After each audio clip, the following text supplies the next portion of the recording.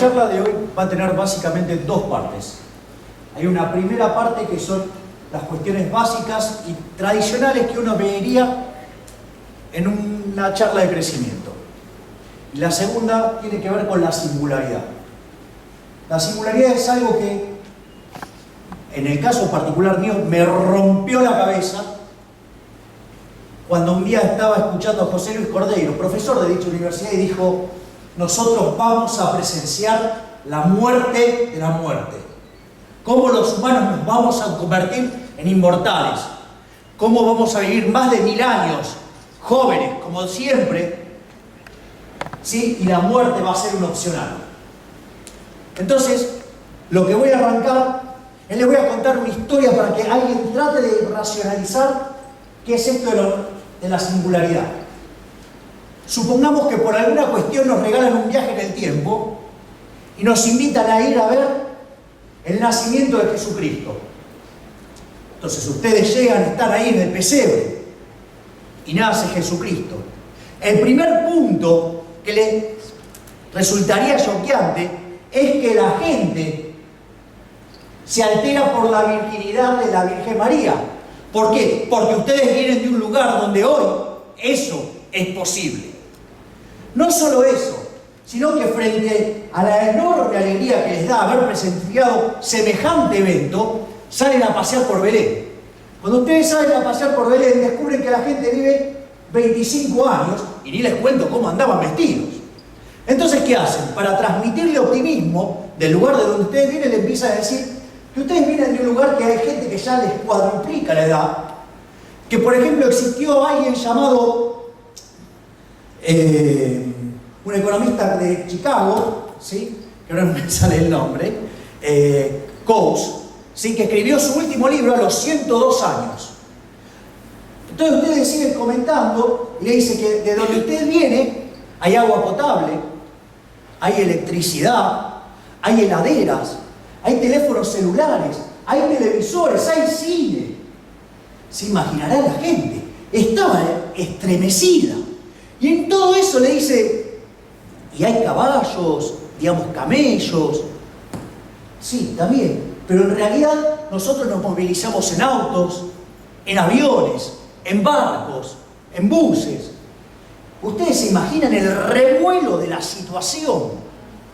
Entonces, a todo esto se hace de noche, una hermosa luna llena.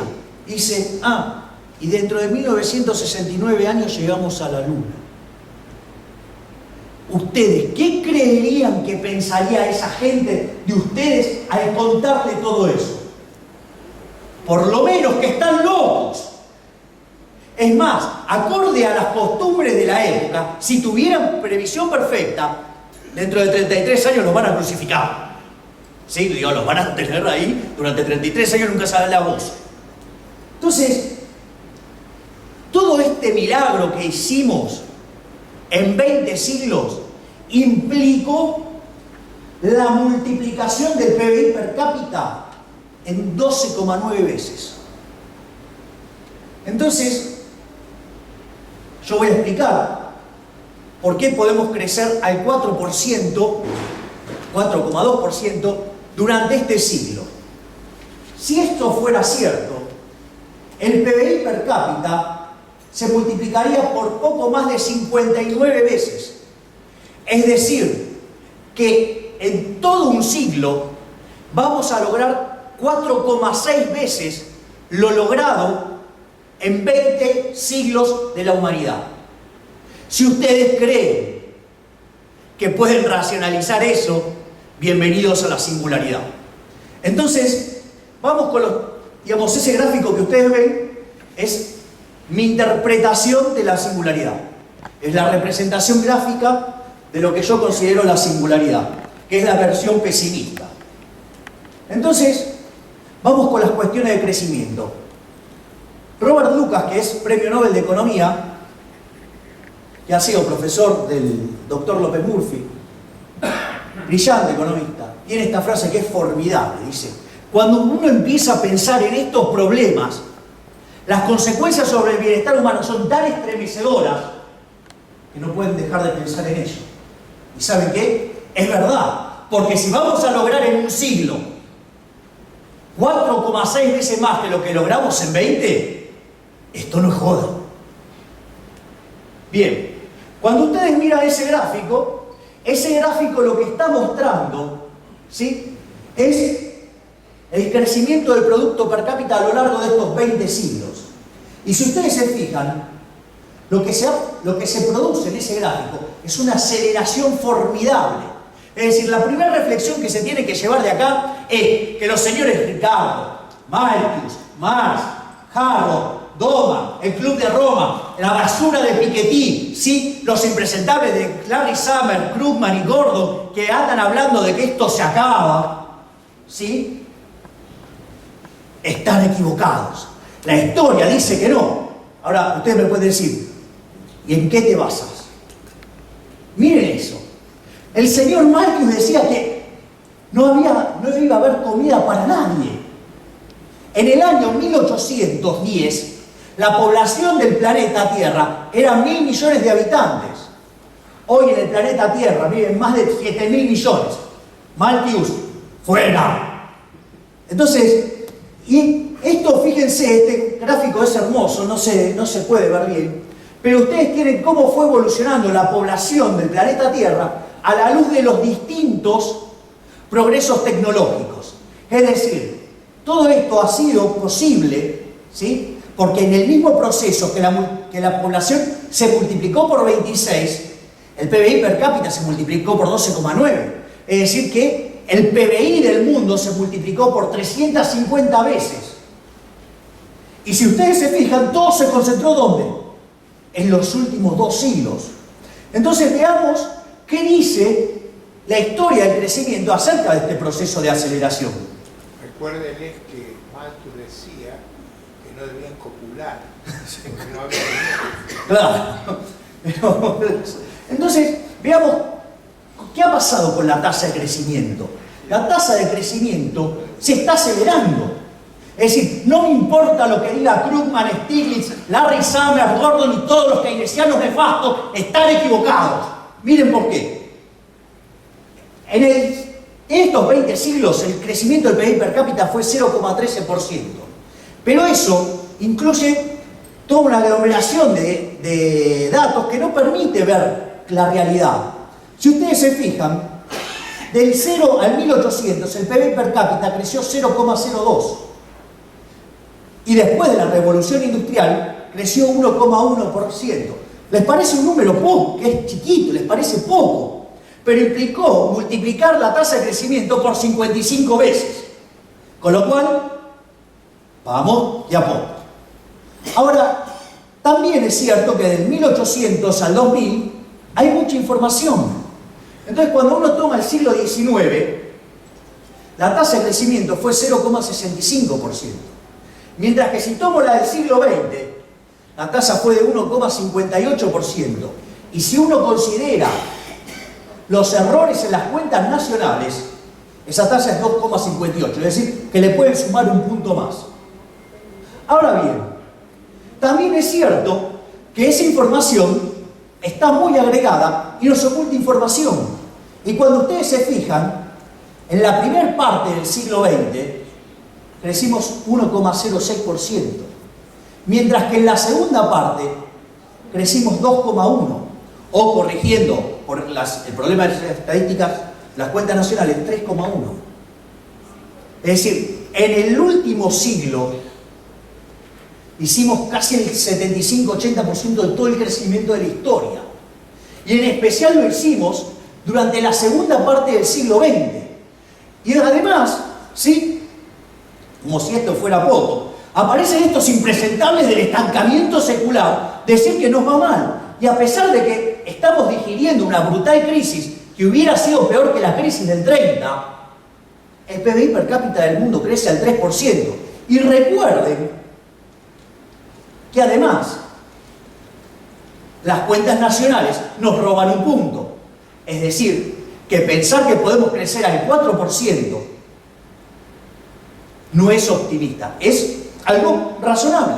Es decir, que la singularidad puede estar mucho más cerca de lo que se imagina. Para ponerlo en términos de ¿cuánto tiempo se tardaba para duplicar el PBI? Si tomamos todo lo que va del 0 al 1800, eran 3.500 años prácticamente. ¿Sí? Si tomamos el 1800 al 1900, serían 106. Si tomamos la primera parte del siglo XX, 65, la segunda, 33, y hoy estaríamos duplicando el PBI per cápita cada 23 años. Es decir, podemos multiplicarlo por 4 en un siglo o un poco más. Es decir, solo haciendo lo que estamos haciendo. Es más, lo otro que uno ve es que con el paso del tiempo, los distintos países que lograron duplicar su PBI per cápita lo hicieron cada vez en menos años. El primero en hacerlo fue Inglaterra, que tardó 58 años. Después Estados Unidos con 47. Después Japón con 34. Y si seguimos así, llegamos hasta China, que lo ha hecho en 7 años. Es decir, que durante 7 años además creció al 7%, al 10%.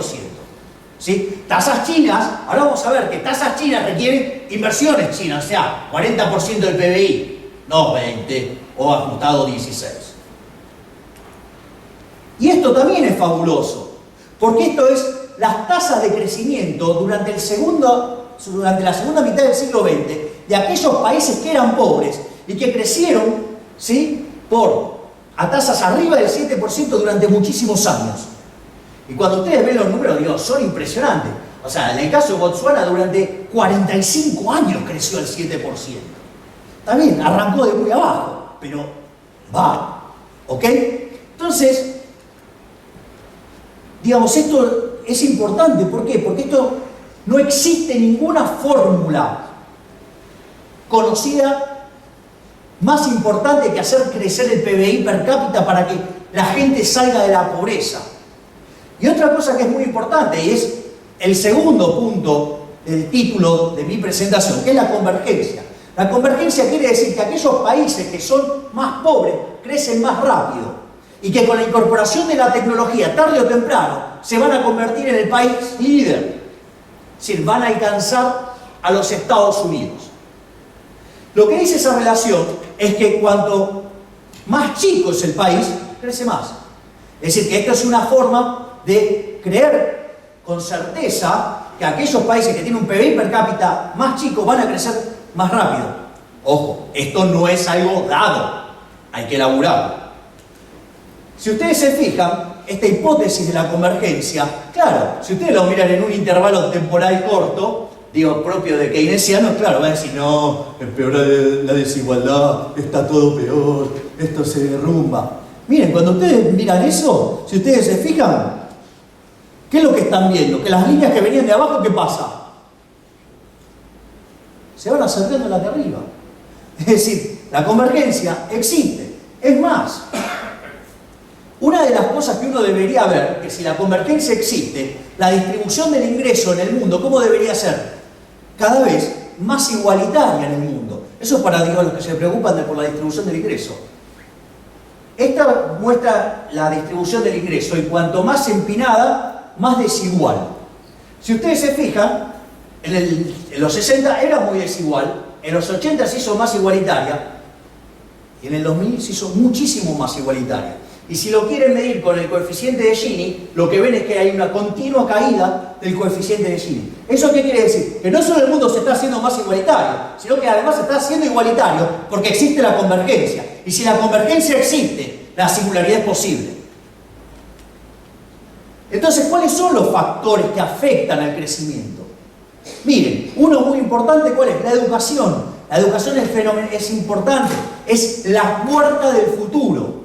Es decir, las dos cosas más importantes que tiene un país para crecer, le diría que son la educación y las instituciones. Este gráfico muestra que la educación es clave. Piensen cómo nos va a nosotros, todo el tiempo cayendo en las pruebas de PISA. Estamos hipotecando el futuro. La sociedad del futuro se basa en el conocimiento. Y si nosotros no nos subimos en esa sociedad, seremos los monos del futuro, cosa que voy a explicar sobre el final. Acá ustedes lo que encuentran es cómo aumenta la remuneración cuando usted va subiendo años de estudio. ¿Qué es lo más interesante? Que cuando usted está más educado, no solo tiene un ingreso más alto, es decir, que va a tener una renta más alta, sino que además sufre menos las consecuencias de las pérdidas de empleo. Es decir, en términos de relación renta-riesgo, es un jolgorio. Gary Becker, total, digamos. Es decir, no solo mejor retorno, sino menor riesgo. Es decir, una fiesta. Es decir, la clave está acá, en estudiar, en perfeccionarse. Entonces, ahora vamos a la otra parte, que son las instituciones. Instituciones, como ustedes podrán ver, a mejores instituciones el crecimiento es mayor. Otra cosa que es muy interesante es el tema de la democracia. Fíjense que la democracia, ojo, porque no sea cosa que caigan en un extremo populista, sí, que sea la dictadura de las mayorías, ¿no? Dios, ustedes harán sus propias analogías. Esto es importantísimo.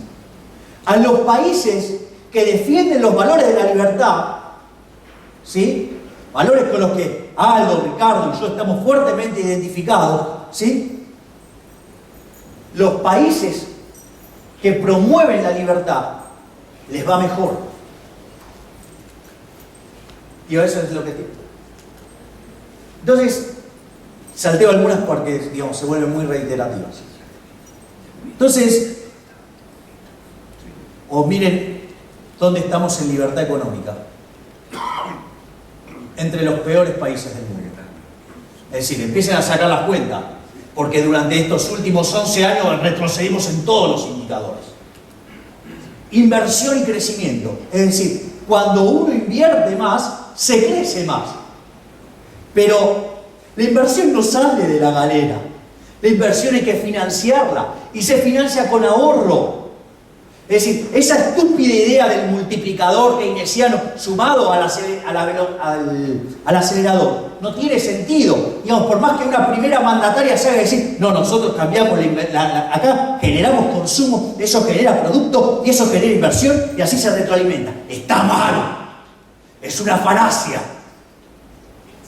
Viola la restricción de presupuesto, tiene un problema de composición y además no lo acompaña la evidencia empírica. Solamente van a crecer si invierten más. Si van a invertir más, sí, solo sí, ahorran más. Salvo que ahorren, que tomen ahorro externo. Pregunta, si defolteo, si le vivo complicando la vida a mis socios comerciales, ¿qué posibilidad hay de usar el ahorro externo? ¿Quién le va a querer prestar a un país así?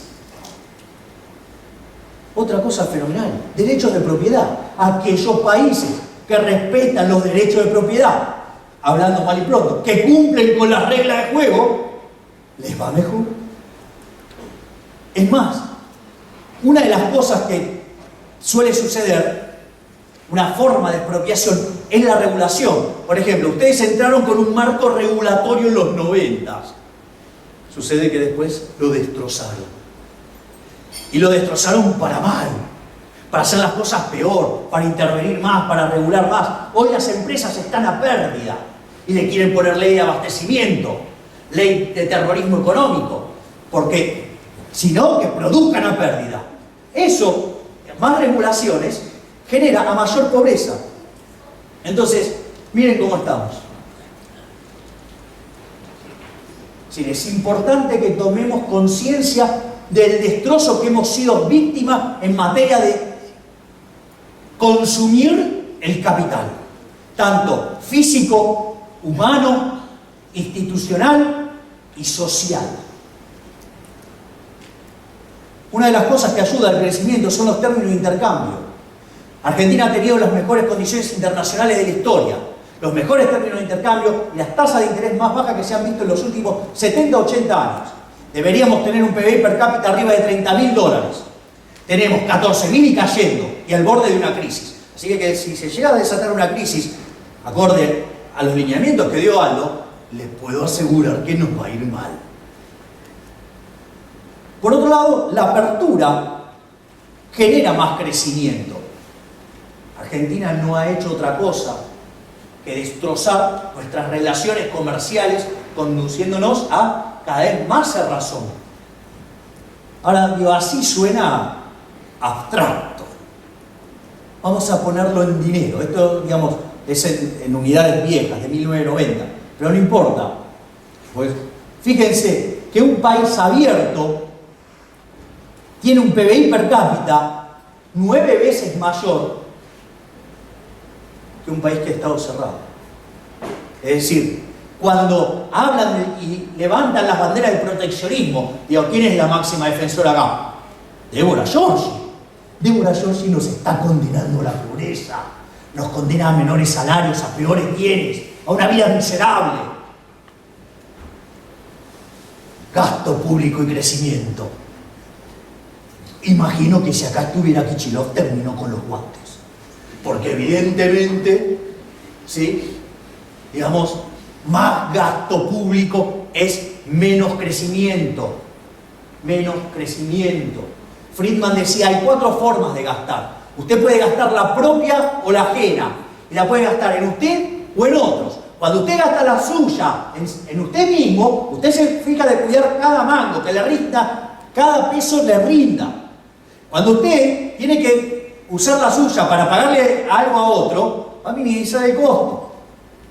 Cuando usted tenga que gastar la de otro, usted, gran banquete. Ahora, ¿cuál es la peor combinación? Gastar la ajena en terceros, es decir, el benefactor social, es decir, el gasto público. Por ende, más gasto público llevan a menor crecimiento. Adivinen qué hizo este gobierno en esta década. De 20 y pico % lo llevó a casi el 50%. Inflación.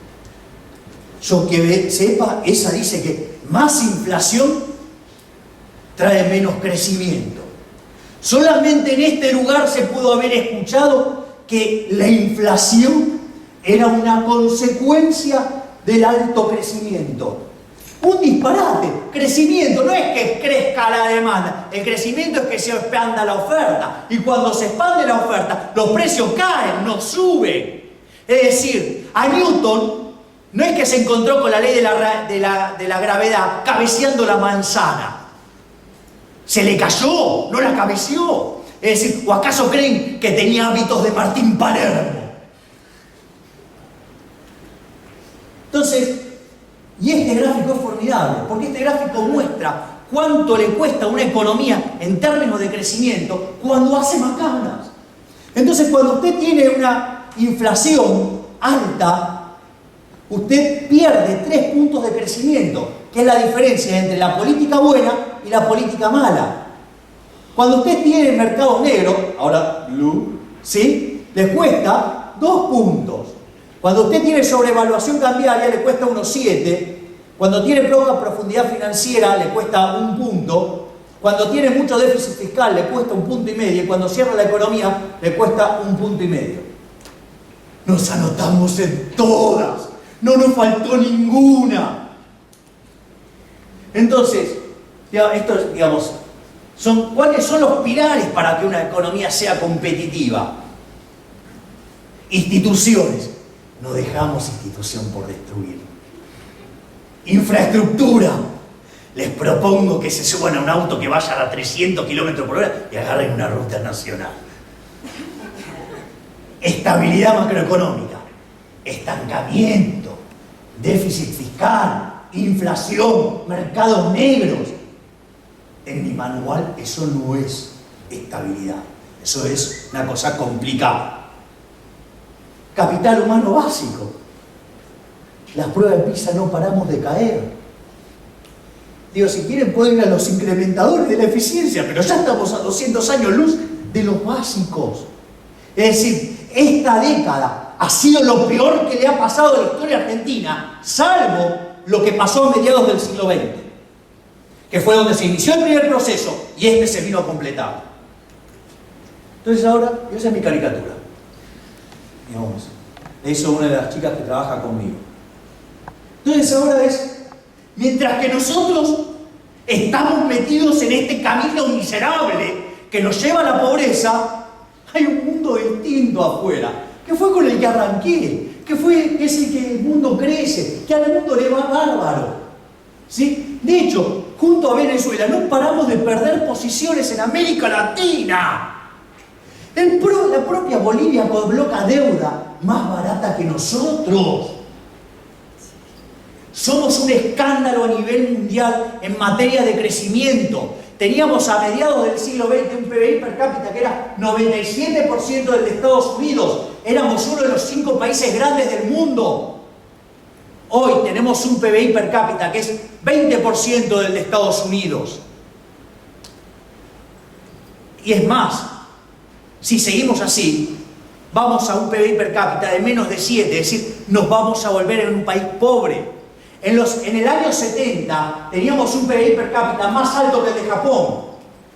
A mediados de los 70 teníamos un PBI que era per cápita que era 5 veces el de Chile.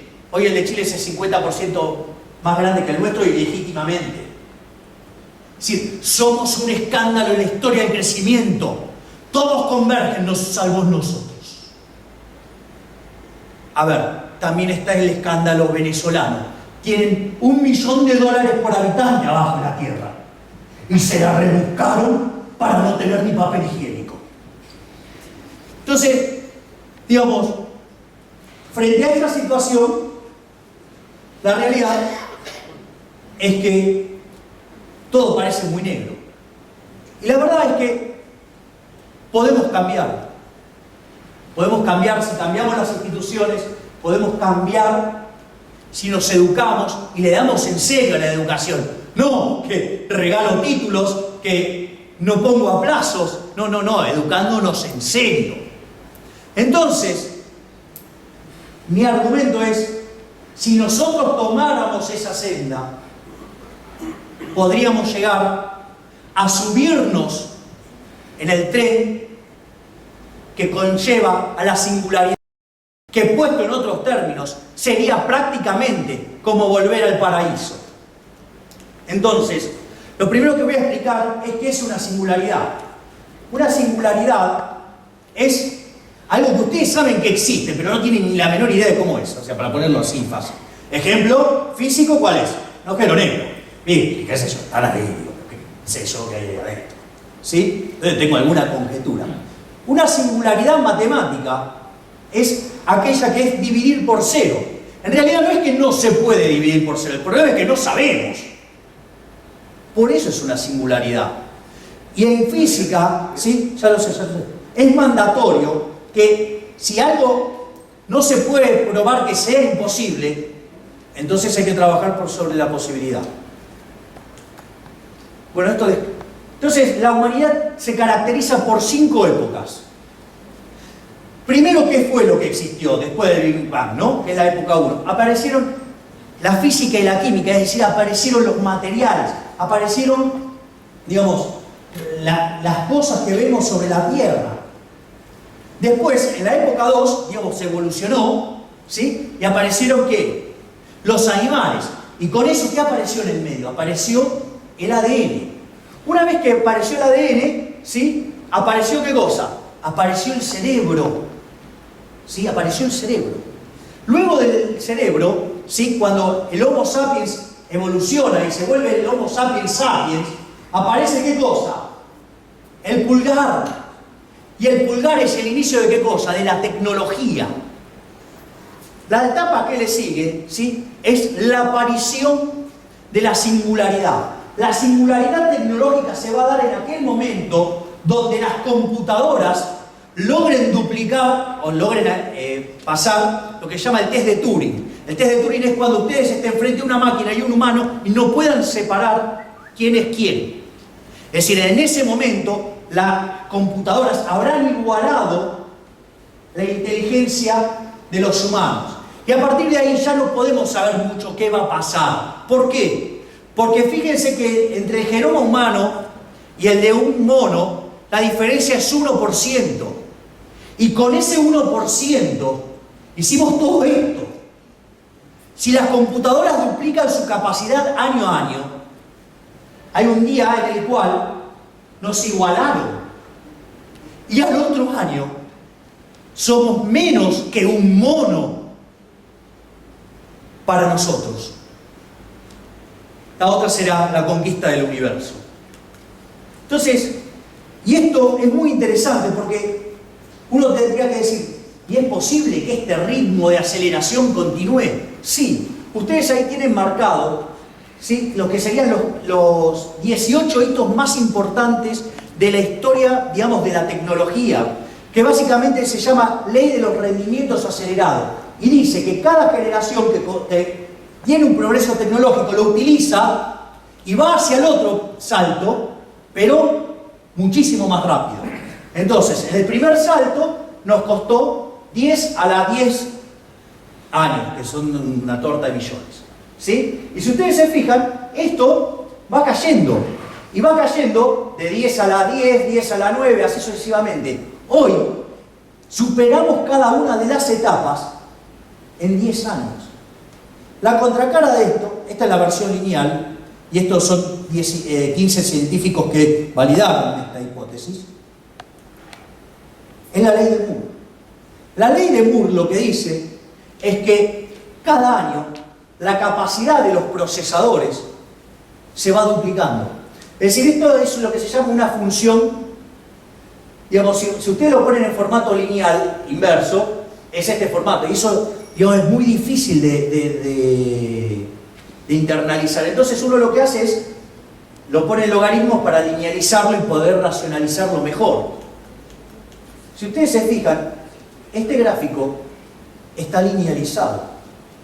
Y si está linealizado y está creciendo, quiere decir que la tasa de variación se está acelerando. Es decir, es la contracara de ver todo ese proceso de crecimiento en continua aceleración. De vuelta, los del estancamiento secular, no way. Esto es lo que costaría, y esto es muy interesante. Esta es la evolución de la capacidad de las computadoras. Hoy están a la altura entre un lagarto y una araña. Y si siguiera la tendencia que teníamos en los 60, en el 2030 las computadoras alcanzarían la inteligencia humana. Si siguiera la tendencia actual, en el año 2020, 2030 más que nada, que es el año temprano de la singularidad, alcanzaría el cerebro de un humano. Y en el 2050 o 2060, el de toda la humanidad. Entonces, si con un punto porcentual por encima de los monos hicimos todo esto, con una inteligencia que el día que nos pase al otro año por lo menos nos va a duplicar. La conclusión, licenciado, por favor. Estamos camino al paraíso. Esa es la conclusión.